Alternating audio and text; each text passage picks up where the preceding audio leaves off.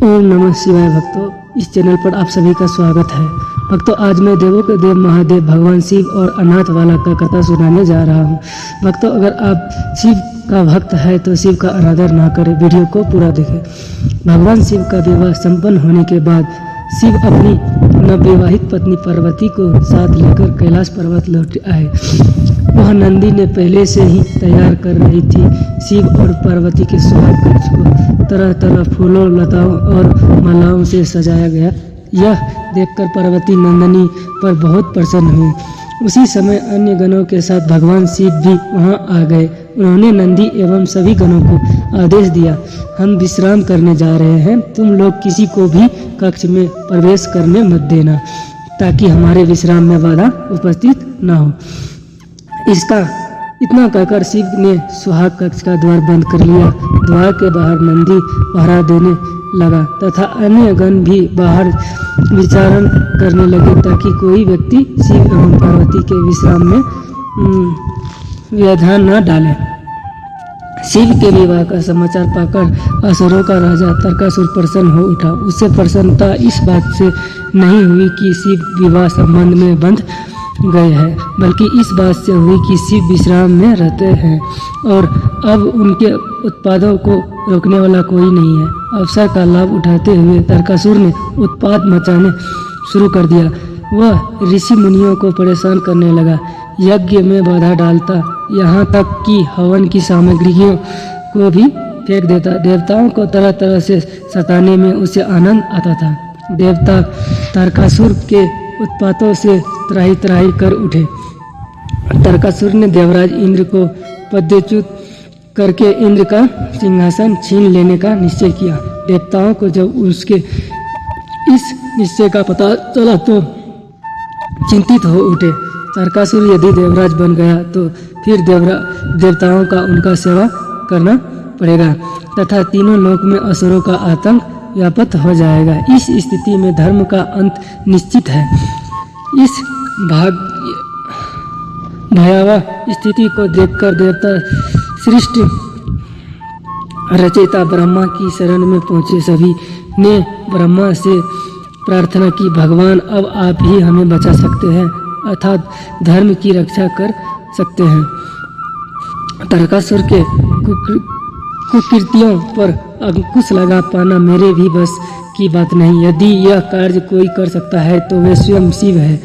आप लोग उनके पास जाए और उनसे प्रार्थना कीजिए। ब्रह्मा जी ने देवताओं को परामर्श दिया। सभी देवताओं शिव से मिलने चल पड़े। वे जब शिव के सुहाग कक्ष के पास पहुंचे तो नंदी ने उन्हें वापस जाने को कहा। तब देवताओं ने नंदी को तारकासुर के उत्पातों के बारे में बताते हुए कहा कि शिव को सूचना दो, हमारा उनसे मिलना अत्यंत आवश्यक है। देवतागण क्षमा करें, मैं यह नहीं कर सकता हूँ। स्वयं शिव ने मुझे आदेश दिया है कि मैं किसी को उनके विश्राम में व्यवधान न डालने दूँ। अतः मैं न तो उन्हें आप लोग के बारे में सूचना दे सकता हूँ और न मैं आप लोगों के उनसे मिलने दे सकता हूँ।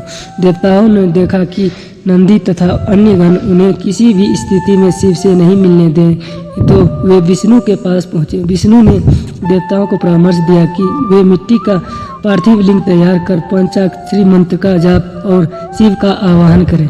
देवताओं ने मिट्टी का पार्थिव लिंग तैयार किया और हर हर महादेव का उच्चारण करते हुए वे पंचाक्षरी मंत्रों का जाप करने लगे। देवताओं के जाप का स्तर शिव के सुहाग कक्ष तक पहुंचा। शिव ने जैसे ही अपने नाम का उच्चारण सुना, व्याकुल हो उठे। शिव का व्याकुलता देख पार्वती ने पूछा, प्रभु क्या हुआ, आप अचानक व्याकुल क्यों हो उठे? भगवान शिव ने कहा, मेरे भक्त मुझे बुला रहे हैं देवी। पार्वती ने पूछा, कौन है ये भक्त, क्या अभी तत्काल जाना आवश्यक है? शिव ने कहा, ये सभी भक्त देवगण है जो संभवतः किसी संकट में घिर गए हैं और इसका पंचाक्षरी मंत्र का जाप करते हुए मेरा स्मरण कर रहे हैं। उन्हें मेरी सहायता की आवश्यकता है, किंतु मुझे भी आपकी आवश्यकता है। यदि आप मुझे सुहाग शैया पर इस प्रकार छोड़कर चले जाएंगे तो यह मेरे प्रति अन्याय होगा। मैंने सुना है कि आप किसी के प्रति अन्याय नहीं करते। पार्वती ने नाड़ी सुलभ उठ करते हुए कहा, पार्वती की बात सुनकर शिव सोच में पड़ गए। यह धर्म संकट किस स्थिति की है? यदि मैं देवताओं के पास नहीं जाता हूँ तो सरगान की रक्षा न करने का दोषी बनूंगा, और यदि पार्वती को छोड़कर जाता हूँ तो पति धर्म का विमुख होने का डर है। अतः अंत में शिव ने सोच विचार कर निश्चय किया और वे कक्ष से बाहर चले गए। देवताओं ने शिव को देखा तो वे प्रसन्न होकर शिव की जय जयकार होने लगा। शिव ने देवताओं से पूछा, देवगण बताइए आप लोग मुझे क्यों पुकार रहे हैं? देवताओं ने शिव से प्रार्थना की, प्रभु तारकासुर के उत्पादों ने हमारा जीवन दुर्लभ कर दिया है, कृपया आप चलकर उसका संहार करें। शिव असमर्थ व्यक्त करते हुए बोले, मैं तो अभी आप लोगों के साथ नहीं चल सकता हूँ, आप लोग ही कोई अन्य उपाय सोचें। यह सुनकर देवतागण सोच में पड़ गए। उन्होंने मन ही मन विष्णु को स्मरण किया। विष्णु ने उन्हें समझाया कि यदि शिव स्वयं ही जा सकते हैं तो वे एक पुत्र की सृष्टि करें तथा उसे तारकासुर का वध करने के लिए भेज दें। देवताओं ने शिव से ऐसा ही निवेदन किया। शिव भक्तों की बात भला क्यों टालते? उन्होंने तत्काल अपना वीर्य अग्नि कुंड में छोड़ दिया और वीर्य से एक बालक का जन्म हुआ। ब्रह्मा ने स्वयं प्रकट होकर उस बालक का कुंडली बनाई तथा उस बालक का नामकरण किया कुमार स्वामी। इसने कालांतर में असुरों का वध कर देवताओं को संकट से मुक्ति दिलाई। जब देवी पार्वती को इस बात का पता चला कि शिव ने देवताओं के कहने पर अपना वीर अग्नि को अर्पित कर दिया है तो वे क्रोधित हो उठी। उन्होंने देवताओं को श्राप दे डाला है, हे आक्रमण देवताओं, अपने एक नवविवाहित पत्नी की शैया से उनके पति को बुलाकर उससे वीर का दान मांगा है। अतः मैं आप सभी को श्राप देती हूँ कि आप कभी संतान सुख प्राप्त नहीं कर सकेंगे। देवी पार्वती के श्राप से सभी देवताएं ठर्रा उठे।